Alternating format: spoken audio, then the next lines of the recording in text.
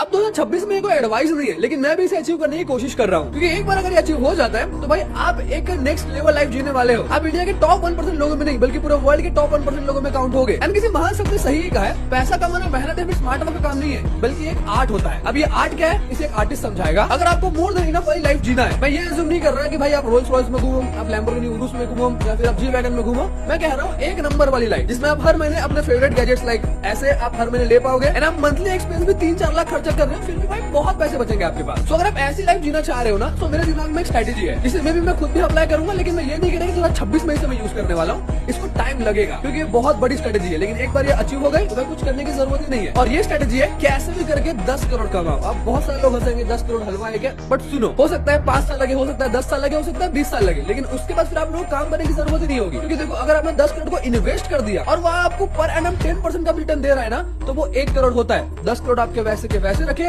और हर साल आप लोगों को 1 करोड़ का मुनाफा।